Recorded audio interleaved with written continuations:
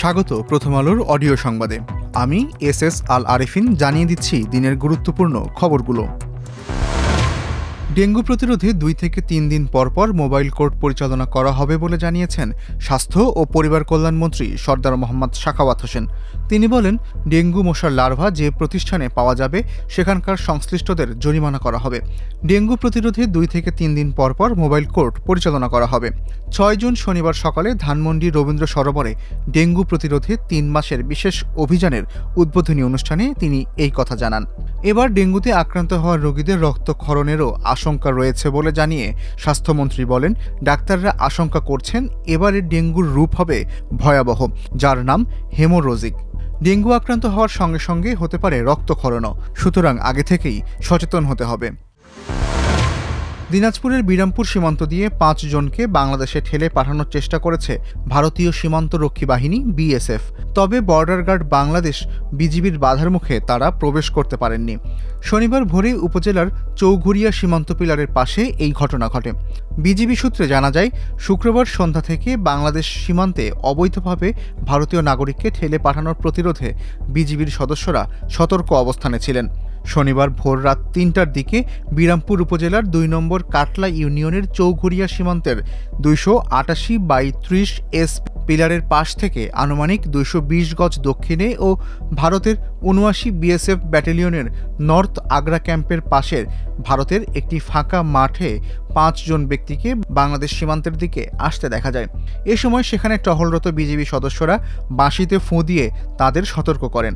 বাঁশির শব্দ শুনে তারা কাশবনে লুকিয়ে পড়েন। পরে ওই 5 জন ভারতের বিএসএফ ক্যাম্পের দিকে চলে যান। আজ সকালে ভারতীয় নাগরিকদের ঠেলে পাঠানো ঠেকাতে অতিরিক্ত বিজিবি সদস্য মোতায়েন ও টহলারও জোরদার করা হয়েছে। 7 জুন রোববার থেকে মেট্রো রেলের চলাচল রাতে উভয় দিক থেকে 20 মিনিট করে বাড়বে। এ সিদ্ধান্তের ফলে রাতে মতিঝিল থেকে উত্তরা পথে সর্বশেষ ট্রেন ছাড়বে রাত 10:30টায়, আর উত্তরা থেকে সবশেষ ট্রেন ছাড়বে রাত 9:50 মেট্রো রেল কর্তৃপক্ষ জানিয়েছে, রাতে সময় বাড়ানোর লক্ষ্যে গত 1 মাস পরীক্ষা নিরীক্ষা চালানো হয়েছে। আগামীকাল যাত্রী পরিবহন শুরু হবে। তবে শুরুতেই বাড়তি 20 মিনিটে মেট্রো রেল একটি ট্রিপ দেবে, অর্থাৎ একটি ট্রেন মতিঝিলমুখী এবং অন্যটি উত্তরামুখী চলাচল করবে। ফলে এক ট্রেনের সঙ্গে অন্য ট্রেনের মাঝখানে বিরতি থাকবে 10 মিনিটের। ঢাকায় মেট্রো রেল নির্মাণ ও পরিচালনার দায়িত্বে রয়েছে Dhaka mass transit company limited DMTCL। তাদের সূত্র বলছে, রাতে মতিঝিল থেকে 11টায় সর্বশেষ ট্রেন চালানোর একটা পরিকল্পনা ছিল। অন্যদিকে উত্তরা থেকে শেষ ট্রেন ছাড়ার পরিকল্পনা ছিল 10টার পরে। কিন্তু একসঙ্গে এত সময় বাড়ালে পর্যাপ্ত যাত্রী পাওয়া যাবে কিনা সে বিষয়ে নিশ্চিত হতে পারেনি কর্তৃপক্ষ। তাই আগামীকাল থেকে উভয় দিকে 20 মিনিট করে সময় বাড়ানোর সিদ্ধান্ত হয়েছে। কয়েক মাসের মধ্যে উভয় দিক থেকে রাতে আরও আধা ঘন্টা মেট্রো রেলের চলাচল বাড়ানোর বিষয়টি বিবেচনায় রয়েছে। সকালে মেট্রো রেল চলাচলের সময় বাড়ানোর বিষয়ে আপাতত কোনো পরিকল্পনা নেই বলে সংশ্লিষ্ট সূত্র জানিয়েছে। কক্সবাজারের টেকনাফ সমুদ্র উপকূল থেকে মালয়েশিয়া পাচারের সময় একটি মাছ ধরার ট্রলার থেকে নারী শিশুসহ 50 জনকে উদ্ধার করেছে বাংলাদেশ কোস্টগার্ড। এ সময় 9 জন মানব পাচারকারীকে গ্রেপ্তার করা হয়। 6 জুন শনিবার দুপুরে কোস্টগার্ডের গার্ড টেকনাফ স্টেশন কার্যালয়ে আয়োজিত এক সংবাদ সম্মেলনে এ তথ্য জানান station incharge lieutenant commander Mohammad Muttakin Siddiqui. উদ্ধার হওয়া 50 জন ভুক্তভোগীর মধ্যে 11 জন রোহিঙ্গা, 39 জন বাংলাদেশি নাগরিক। সংবাদ সম্মেলনে লেফটেন্যান্ট কমান্ডার মুত্তাকিন সিদ্দিকী বলেন, 5 জুন শুক্রবার সন্ধ্যায় টেকনাফের সমুদ্র উপকূল দিয়ে সাগর পথে ট্রলারে বেশ কিছু লোকজনকে মালয়েশিয়া পাচারের উদ্দেশ্যে নিয়ে যাওয়ার খবর পায় কোস্টগার্ড। এতে কোস্টগার্ডের সদস্যরা টেকনাফের সমুদ্র উপকূলের সব পয়েন্টে নজরদারি বৃদ্ধি করেন।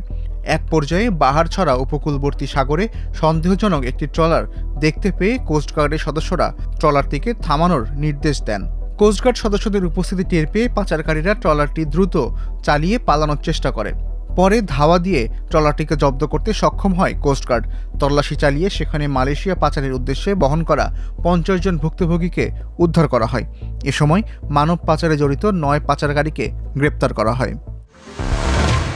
এতক্ষণ সঙ্গে থাকার জন্য ধন্যবাদ সবাইকে। প্রথম আলোর অডিও সংবাদ শুনুন প্রথম আলোর ফেসবুক পেজ, ইউটিউব চ্যানেল ও প্রথমআলো.com-এ।